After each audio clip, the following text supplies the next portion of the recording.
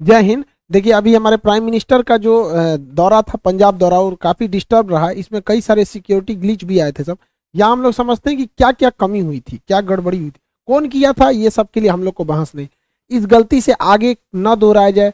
कहाँ कहाँ मेन जो की पॉइंट्स थे जहाँ पर इसको ध्यान रखना चाहिए था, वो उसको हम समझते हैं। देखिए, मेनली था हमारे प्राइम मिनिस्टर का पंजाब में दौरा था, जहां पर वो कई सारी योजनाओं का भी उद्घाटन करने वाले थे। ये चुनावी रैली भी थी, लेकिन कई सारे विकास की योजनाओं में भी था, कई बहुत महत्वपूर्ण योजनाएं भी थी। तो दिल्ली से ये भटिंडा गए थे बाई फ्लाइट। भटिंडा से हेलीकॉप्टर से जाना था हुसैनी वाला, फिर वहां से जाना था फिरोजपुर। हेलीकॉप्टर जो था MI-17V5, वही वाली जो बिपिन रावत सर का जो क्रैश हुआ था। तो हेलीकॉप्टर को पहले 2 बार उड़ा के देखा गया, मौसम बहुत खराब था, तो लास्ट टाइम पे डिसीजन लिया गया कि सड़क से जाना है। सड़क से जाने था हुसैनी वाला, उसके बाद यहाँ से 25 किलोमीटर आगे फिरोजपुर। ये दोनों ही जगह जो है पाकिस्तान बॉर्डर के एकदम करीब है, लेकिन हुसैनी वाला से पहले ही फ्लाईओवर पे हमारे प्राइम मिनिस्टर का जो कॉन्वॉय था, काफिला रुक गया। अब इसको टोटल एक एक करके हम लोग समझते हैं। प्राइम मिनिस्टर की सिक्योरिटी बहुत प्राइम लेवल की होती है, सबसे बेस्ट सिक्योरिटी मानी जाती है। इनके काफिले में जितनी गाड़ियां होती है बुलेट प्रूफ होती हैं। अभी सुने होंगे 7 करोड़ की एक गाड़ी आई है बुलेट प्रूफ गाड़ी, काफी जबरदस्त गाड़ियां होती हैं इनमें। हमेशा आगे चलने पे रोड को क्लियर करा दिया जाता है। तो ये उनकी सिक्योरिटी में जो लगे होते हैं, SPG होती है, स्पेशल प्रोटेक्शन ग्रुप। आप इसमें डायरेक्ट कभी नहीं जा सकते हैं। आपको आर्मी या पैरामिलिट्री फोर्स या पुलिस में बहुत बेहतरीन काम किए रहेंगे तो आपका सिलेक्शन इसमें होता है बहुत बेहतरीन ढंग के, तब आप बनते हैं SPG, special protection group. SPG दिखती है भले सूट में, लेकिन अंदर उनके पूरा बुलेट प्रूफ रहता है, हर चीज वो अंदर रखे रहते हैं। उनके पास बहुत ही लेटेस्ट हथियार होती है, पिस्टल्स होते हैं, आंख पर काला चश्मा होता है कि वो किधर देख रहे हैं पता नहीं चलता है, बुलेट प्रूफ सूट होती है, पिस्टल होता है, हर चीज से ये लैस होते हैं आधुनिक हथियारों से। प्राइम मिनिस्टर के पास 3 लेयर की सिक्योरिटी होती है। इनके सबसे पहले आसपास में जो होते हैं वो SPG के कमांडो होते हैं। SPG कमांडो के घेरा के बाद जो होती है वो पैरामिलिट्री के कमांडोज होते हैं, और उसके बाहर जो घेरा होता है उसमें पुलिस होती है, पुलिस के बाहर जो घेरा होता है उसमें ट्रैफिक पुलिस होती है। तो मेनली सिक्योरिटी के लिए 3-3 लेयर की सिक्योरिटी होती है। तो आप ये समझ सकते हैं कि हमारे प्राइम मिनिस्टर के लिए कितनी जबरदस्त लेयर की सिक्योरिटी होती है। SPG कमांडो में भी कई लेयर होते हैं, कुछ होते हैं जो केवल प्रोटेक्शन देते हैं, कुछ हमला भी करते हैं। हमारे SPG कमांडो के पास जब भी प्राइम मिनिस्टर चलेंगे, देखिएगा इस तरह से बैग लेके लोग चलते रहते हैं। कुछ कमांडो बैग लिए रहते हैं, आप देखेंगे इनके पास हथियार नहीं रहते। और ये जो बैग लिए रहेंगे हमेशा प्राइम मिनिस्टर के पास ही खड़े रहते हैं। ये बैग नहीं है, ये एक्चुअली बुलेट प्रूफ है। जब भी अटैक होगा तो ये बैग इस तरह से खुल जाता है, कई लेयर में ये खुल जाता है, और ये बुलेट प्रूफ होता है। इसको लेके हम हमारे प्राइम मिनिस्टर को चारों ओर से घेर लिया जाता है ताकि बुलेट्स ना लगे। ये जरूरी भी है, हमारे देश के प्राइम मिनिस्टर है, उनकी सिक्योरिटी में कहीं भी कमी नहीं होनी चाहिए। अब हुआ क्या, दिल्ली से वो पंजाब गए। पंजाब एक्चुअली पाकिस्तान से एकदम करीब है, बॉर्डर ही बनाता है। तो पंजाब में यहाँ पर है फिरोजपुर, आप देखिए पाकिस्तान से एकदम सट के है यहाँ पर। तो यहाँ जब गए भटिंडा एयरपोर्ट पर उतर गए। भटिंडा एशिया की सबसे बड़ी सैनिक छावनी है, बहुत ज्यादा, वहां लगभग 1.5 लाख फौजी रहते हैं वहां पे। तो भटिंडा के बाद भटिंडा तो जहाज से लैंड किए, उसके बाद हेलीकॉप्टर से जाना था, मौसम खराब था, इस वजह से ये इन्हें सड़क से जाना पड़ा। अब यहीं से गलतियां चालू होना चालू हुई। एक एक करके गलती समझते हैं। 100 किलोमीटर लंबी सड़क को क्लियर कराने की जिम्मेदारी पंजाब पुलिस की थी। सड़क से जाने का रास्ता पहले से तय नहीं था, अचानक मौसम खराब हुआ और हेलीकॉप्टर कैंसिल हुआ, जिस वजह से हुआ। अमूमन इस रास्ते पे 2.5 घंटे लगते हैं। 100 किलोमीटर के सफर में लगभग 2.5 घंटे लगते हैं। महज 3 घंटे के सूचना पर इसे खाली करा लिया गया। इस पे SPG को सवाल उठाना चाहिए कि जहां 2.5 घंटे लगते हैं, 100 किलोमीटर लंबा है, इस पे आप इतना जल्दी क्लियरेंस कैसे दे सकते हैं यहाँ पर। तो यहाँ SPG को आपत्ति जताना चाहिए, और यहाँ पे पंजाब पुलिस के DGP को साथ रहना चाहिए, लेकिन वो वहाँ उपलब्ध नहीं थे। ये गलती थी, वहां पे उन लोग को एक्सेप्ट करना चाहिए। यहाँ पर इन लोग से ये गलती हुई है। यहाँ पर कॉन्वे सबसे ठीक ठाक चल रहा था। अगली गलती देखिए क्या होती है। जब भी राष्ट्रपति प्रधानमंत्री का काफिला जाता है तो उनकी गाड़ियों में एक बहुत बड़ी संख्या होती है, 25 से 40 गाड़ियां रहती हैं। ये गाड़ियों का एक ग्रुप रहता है, लेकिन इन गाड़ियों के ग्रुप के आगे 5-7 गाड़ियां चलती हैं, जिसे हम पायलट कहते हैं, पायलट गाड़ी कहते हैं। उसमें सबसे आगे एक बाइक वाला रहेगा, देखिएगा इसमें, ये देखते रहता है कि सब कुछ, कोई दिक्कत नहीं है। उसके बाद एक पुलिस की जिप्सी रहती है, इसे हम लोग रूट क्लियरिंग पार्टी कहते हैं। ये 5-6 की ग्रुप में रहते हैं सब, और जो मेन काफिला उससे ये 3-4 किलोमीटर आगे होते हैं, ताकि ये पहले ही देख लेते हैं कि कोई गड़बड़ी तो नहीं है। तो जो रूट क्लियरिंग पार्टी थी, जो पायलट गाड़ी थी, इनको दिखा ही नहीं। इन लोग की लापरवाही देखिए, इन लोग को नहीं दिखा कि सामने ट्रैक्टर लगाया गया है, रास्ता जाम है। कैसे ये लोग यही रास्ता बताते रहते हैं, वायरलेस पे पीछे कांटेक्ट में रहते हैं। जो मेन काफिला होता है हमारे प्राइम मिनिस्टर का वो पीछे रहता है 3-4 किलोमीटर, और ये वायरलेस पे रहते हैं कि ऑल क्लियर, हर किलोमीटर पे ये बताते रहते हैं कोई दिक्कत नहीं है, कुछ भीड़ है यहाँ है, बाकी सब क्लियर। इन लोग को नहीं दिखा कि किसान ट्रैक्टर लेके एक सड़क के किनारे आए हैं, तो इन लोग की भी गलती है, पहले पायलट क्लियरेंस दिया कैसे गया और सड़क पर फंस कैसे गया। तो यहाँ पे भी एक गलती हुई जो पुलिस की गलती थी। अब तक जो गलती बताएं ये सारी पुलिस की थी। अब एसपीजी से कहाँ कहाँ मिस्टेक हुआ उसको हम समझते हैं। स्पेशल प्रोटेक्शन ग्रुप बहुत बेहतरीन है, उनके अरुण कुमार सिन्हा, AK सिन्हा जी हैं, चीफ हैं, अभी IPS अधिकारी हैं, ये बहुत हायर रैंक होता है। कितना बड़ा ये लोग बेवकूफी किए हैं जरा सोचिए। PM का काफिला लगभग आधे घंटे 20 से 30 मिनट फ्लाईओवर पे रोका है लोग, ये लोग बुद्धि देखिए इन लोग का, मतलब पुल पे रोक दिए हैं प्राइम मिनिस्टर को। क्यों? तो भैया पुलवा आगे से जाम है। अच्छा ये बताओ अगर पीछे से जाम कर देता तो पुलवे पे अटक जाता। अरे भैया अगर आपको 20 मिनट रोकना था, आपको लग रहा था जाम है, तो थोड़ा सा पीछे आके रुकते हैं, पुलवा पे चढ़ के काहे लिए रोके हैं? फ्लाईओवर पे हमारे प्रधानमंत्री को रोक देंगे भाई? ये NSG SPG से सवाल होना चाहिए कि, और ये प्रोटोकॉल में लिखना चाहिए, हिस्ट्री में जो डिफेंस है उसमें पढ़ाना चाहिए कि किसी भी प्राइम मिनिस्टर, राष्ट्रपति या VVIP को फ्लाईओवर पे नहीं रोक सकते।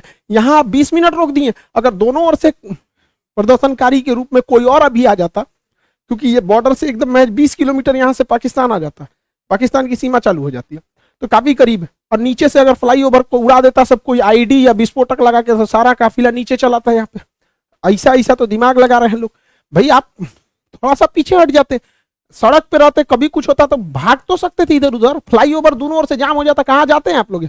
यहाँ पे गलती SPG की थी। यहाँ पर आप लोग को जवाब देना चाहिए, हम लोग तो भाई बताते हैं कहाँ गलती। दूसरी गलती, फ्लाईओवर पे जब हमारे प्रधानमंत्री कह रहे हैं कि हम जिंदा वापस आ गए, मतलब सिचुएशन क्रिटिकल हुई होगी वहां पर, तभी वो ऐसा स्टेटमेंट दे रहे हैं। जब इतना स्टेटमेंट हो गया और आपको वापस लेके आना है तो आप आधा घंटा बाद लेके आइएगा जी। SPG वाले लोग आप जवाब दीजिए कि हमारे प्राइम मिनिस्टर अंदर बैठे हुए हैं यहाँ पर। अब देखिए हल्का सा मास्क दिख रहा होगा आपको, जब यू टर्न लेना है देखिए कि आगे किसान है, इंटेलिजेंस रिपोर्ट आपको पहले से पता होगी, माहौल देख लीजिए क्या है क्या नहीं, तुरंत लेके हटिए। 2 से 3 मिनट हो गया, हाँ भाई खत्म, कैंसिल हुआ रैली, कैंसिल हुआ प्रोग्राम, हम वापस लेके आएंगे। तो SPG हमारे प्रधानमंत्री को आधा घंटा रोक के रखेगी। यहाँ SPG को भी जवाब देना पड़ेगा कि आप आधा घंटा काहे लिए रोक के रखे, वापस तुरंत लेके आना चाहिए। अगली गलती सुनिए ध्यान से, गृह मंत्रालय के अंडर में आता है खुफिया एजेंसी, इंटेलिजेंस ब्यूरो, और गृह मंत्रालय है, और हमारे अजीत डोभाल साहब, इनकी योग्यता पे तो कोई शक नहीं है। लेकिन इंटेलिजेंस ब्यूरो और रॉ तो खैर बाहर में काम करती है, लेकिन यहाँ जिम्मेदारी टोटल इंटेलिजेंस ब्यूरो। ये इंटेलिजेंस ब्यूरो को ये पता होना चाहिए कि जब जहाज हवाई मार्ग से मार्ग जब कैंसिल हुआ है, तो जो रास्ता जा रहा है वो ग्रामीण मालवा होके जा रहा है भटिंडा के लिए, भटिंडा से ग्रामीण मालवा होते हुए ये हुसैनी वाला और फिरोजपुर जा रहा है, और ग्रामीण मालवा का जो क्षेत्र है वो एकदम हॉट पॉइंट बना हुआ है प्रदर्शनकारी के लिए। तो इंटेलिजेंस ब्यूरो ने कैसे क्लियरेंस दे दिया कि अभी देख रहे हैं इतना बड़ा प्रोटेस्ट हुआ था, इतना बड़ा भीषण कई घटनाएं हुई, अभी किसानों में भी कुछ रोष था जो लखीमपुर की घटना को लेकर, ये सब। तो इंटेलिजेंस ब्यूरो को क्लियरेंस कैसे दे दिया कि भैया उस रूट से ले जा रहे हो जहां प्रदर्शन का केंद्र बना हुआ है, वो भी हमारे प्रधानमंत्री को। प्रधानमंत्री देश का होता है, किसी पार्टी का नहीं होता है, तो देश सर्वोपरि होना चाहिए। तो इंटेलिजेंस ब्यूरो का भी यहाँ फेल्योर है, सबको जवाब देना चाहिए यहाँ पर, लेकिन मीडिया वाले ये सब सवाल तो पूछेंगे नहीं। हालांकि प्रधानमंत्री जब वापस आए तो उन्होंने हमारे प्रेसिडेंट साहब से भी मुलाकात किया। अब इस पे अटकलें ये भी लगाई जा रही है कि आर्टिकल 356 लगा के राष्ट्रपति शासन यानी राजकीय आपात, स्टेट इमरजेंसी लगाई जाएगी। हालांकि ये इतना आसान नहीं है, और लगा देता तो भी ठीक था, इलेक्शन होने वाला है, प्रेसिडेंट रूल रहने के बाद थोड़ा सा ठीक ठाक से रहता है। हालांकि ये बहुत वर्स्ट कंडीशन में ही ये इसे लगाया जा सकता है। गृह मंत्रालय ने भी पंजाब सरकार से मांगा है कि आखिर ऐसी क्या गलती थी कि मुख्यमंत्री वहां से रिसीव करने नहीं आए। तो मुख्यमंत्री का अपना कहना है कि कोरोना प्रोटोकॉल को लेकर जूम में थे, रैली भले करेंगे लोग, वहां कोरोना प्रोटोकॉल नहीं लगेगा, लेकिन प्रधानमंत्री के लिए कोरोना प्रोटोकॉल लगेगा। दूसरा कि मुख्यमंत्री को छोड़ो, हटाओ भैया, तुम आए चाहे ना आए, राजनीतिक मैटर है, लेकिन उस राज्य के DGP को कि प्रधानमंत्री के काफिले में सबसे आगे रहना पड़ता है, और DGP जहां रहेगा पुलिस प्रशासन ऐसे ही रहेगी, क्योंकि किसी भी राज्य का सबसे बड़ा हेड होता है DGP, director general of police. राष्ट्रपति प्रधानमंत्री के काफिले में DGP नहीं थे, ये तो एकदम सरासर गलत है। तो पंजाब पुलिस को इस पे जवाब देना चाहिए। हालांकि गृह मंत्रालय ने इन लोगों से जवाब तलब किया है कि आप लोग वहां पर DGP उपलब्ध क्यों नहीं थे। लेकिन लौटते समय जो कहा जा रहा है कि प्रधानमंत्री ने किसी अधिकारी को कहा कि अपने मुख्यमंत्री को थैंक्स कहना कि हम जिंदा वापस आ गए, ये स्टेटमेंट थोड़ा सा अलग है। देखिए अगर ये स्टेटमेंट केवल हिंदुस्तान के लोग सुन रहे हैं, ये स्टेटमेंट केवल भारत तक रह जाए तब तो कोई दिक्कत नहीं है, लेकिन जरा सोचिए एक विदेशी मीडिया जब इसे सुनेगी तो क्या सोचेगी कि कोई प्रधानमंत्री अपने देश में कह रहा है कि हम सुरक्षित जिंदा वापस आ गए। आप ये बोल सकते थे प्रधानमंत्री के कार्यालय के जो भी अधिकारी हैं कि हम सुरक्षित वापस आ गए, लेकिन जो होता है ना कि जिंदा वापस आ जाए, काफी हार्ड वर्ड हो जाता है ये, कि मतलब आपने ऐसा बोल रहे हैं, क्योंकि देश आप ही का है। अल्टीमेटली आप कहीं भी जाते हैं तो हमारे प्रधानमंत्री से ही हमारी पहचान होती है। कोई राज्य के मुख्यमंत्री को नहीं जानता है, किसी को नहीं पता कि अमेरिका के 50 राज्यों में किसी एक राज्य का मुख्यमंत्री का नाम, सब वहां जो बाइडेन को जानते हैं। अगर मान के चलिए पुतिन कहते हैं कि बहुत धन्यवाद कहते हैं उस राज्य के मुख्यमंत्री को कि हम जिंदा वापस आ गए, तो भारत के लोग क्या सोचेंगे? आपको जानकर ताज्जुब होगा, चीन का राष्ट्रपति शी जिनपिंग पिछले 2 साल से कहीं नहीं गया है, क्योंकि वहां गृह युद्ध का माहौल चल रहा है, लेकिन उसकी मीडिया ने इसको छुपा के रखा है। उसके प्रधानमंत्री वर्चुअल मीटिंग में जाते हैं, अभी तक कहीं 2 साल से बाहर नहीं निकला क्योंकि आंतरिक कलह चल रहा है। तो ये जो स्टेटमेंट है अगर इंडिया तक में है तो कोई दिक्कत नहीं, किसी को भी कोई दिक्कत नहीं, लेकिन खुद से सोच के देखिए जो बाहरी मीडिया, ये इंटरनेशनल जो लीडर हैं, ये क्या सोचेंगे? क्योंकि जब ये लोग भी भारत में आते हैं ना, तो इन लोगों की भी सिक्योरिटी एसपीजी और एनएसजी कमांडो ही कहती है। तो कल को ये सब भी कहेगा सब भैया तो आप अपने कह रहे हैं कि हम जिंदा वापस आ गए, तो विदेश में थोड़ी सी छवि खराब होगी। खुद हमारे प्रधानमंत्री कहते हैं, इतने दिलेर हैं, आप दिलेरी की बात कहते हैं, बिना बताए 2015 में नवाज शरीफ की पोती की शादी में गए थे। हमारा सबसे बड़ा दुश्मन, जहां से कभी हमारी दोस्ती की कोई उम्मीद नहीं रहती थी, पाकिस्तान, हमेशा कभी टेररिस्ट अटैक, कभी कश्मीर का इशू, वहां हमारे प्रधानमंत्री देखिए यहाँ पे 2015 में नवाज शरीफ की पोती की जब शादी थी, ग्रैंड डॉटर की, बिना बताए चले गए थे अफगानिस्तान दौरे पे, वहां से अचानक चले आए वहां पर। तो वहां पे इन्होंने नहीं कहा कि हम जिंदा वापस आ गए, जबकि जब वहां पे प्रधानमंत्री जब गए थे 2015 में, हम लोग न्यूज देखे, लोग तो धक धक कर रहा था, अरे भैया बिना बताए गए हो वहां जगह पे। क्योंकि काफी मोदी जी जो है पाकिस्तान को लेकर पीओके के लोग काफी हार्ड डिसीजन लेते हैं, तो थोड़ा सा आदमी को भी रहता है कि हमारा प्रधानमंत्री दुश्मन के घर में गया है। और वो भी जो गए थे ना, भारत के हेलीकॉप्टर नहीं था, नवाज शरीफ के अपने हेलीकॉप्टर में बैठ के गए थे। पता नहीं पाकिस्तानी हेलीकॉप्टर चाइना से खरीदा था, क्या होता क्या नहीं, तो वहां पे ये स्टेटमेंट नहीं था। ऐसा नहीं होता, कह देना चाहिए था कि हाँ सिक्योरिटी में बहुत ग्लीच हुआ, सिक्योरिटी में ऐसा नहीं होना चाहिए। लेकिन एक होता है ना जिंदा वापस आना, वो भी प्रधानमंत्री के मुंह से थोड़ा सा ऑकवर्ड सा लगने लगता है। भैया तब हम लोग कहाँ जाएंगे भाई? प्रधानमंत्री के ऊपर हर महीने 50 करोड़ रुपए खर्च होते हैं सिक्योरिटी में, एक दिन में 1 करोड़ 60 लाख पर दिन का खर्चा है अगर ये दिल्ली में बैठे हैं तो, और बाहर जाएंगे तो प्रतिदिन 2 से 2.5 करोड़ रुपए खर्च लगेगा। तो 2 करोड़ रुपए प्रतिदिन का खर्च के आधार पर अगर ऐसा स्टेटमेंट आता है तो फिर एसपीजी को सोचना चाहिए भैया आप किस तरह की सिक्योरिटी दे रहे हैं कि प्रधानमंत्री करें। और ऐसा नहीं है कि केवल पहली बार जाम में फंसे, 2017 में नोएडा मेट्रो के उद्घाटन में खूब हमारे प्रधानमंत्री जाम में फंस गए थे, तो उस समय कुछ अधिकारियों को ट्रैफिक के सस्पेंड भी किया गया था। 2 बार फंसे थे 2018 में, समझ में गया कि नहीं? अब देखिए यहाँ पर पब्लिक है और ये हमारे प्राइम मिनिस्टर है, यहाँ से भी तो कुछ अगर अनहोनी रहना रहेगा तो यहाँ से भी हो सकता है। यहाँ पे अब यहीं पे देख लीजिए, यहाँ हमारे नितिन गडकरी साहब हैं, सड़क परिवहन मंत्री, यहाँ प्राइम मिनिस्टर, यहाँ पे पब्लिक इतनी ज्यादा, यहाँ पे भी इतना नहीं है, सिक्योरिटी बहुत सजग रहती है। अब वो जमाना नहीं है इंदिरा गांधी वाला या फिर राजीव गांधी वाला, लेकिन फिर भी देश के प्रधानमंत्री की सुरक्षा के साथ ऐसा खिलवाड़ अच्छी बात नहीं है। जो भी है गलत है उसको सजा देनी चाहिए और रूल बुक में इसको रखना चाहिए कि कभी किसी फ्लाईओवर पे आधा घंटा तक किसी प्रधानमंत्री को वेट नहीं कराना चाहिए। और दोनों लोग से प्रदर्शनकारियों को भी दूर रखना चाहिए।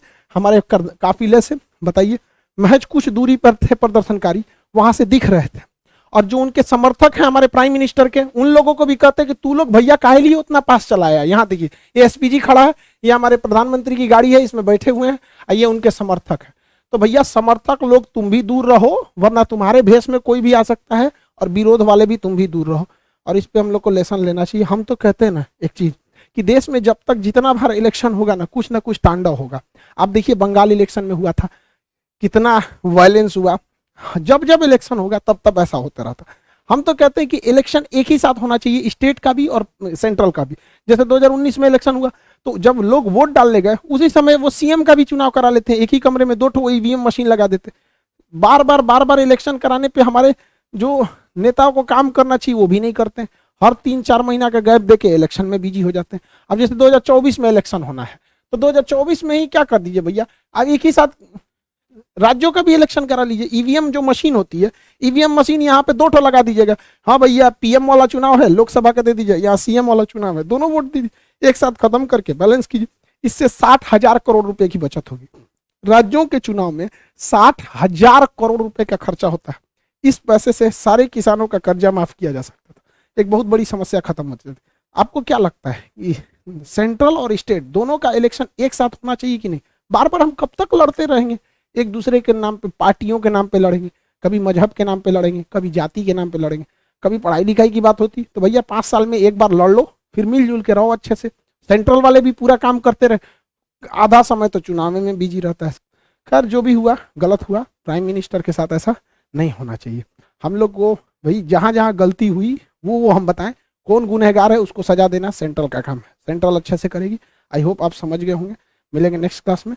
जय हिंद।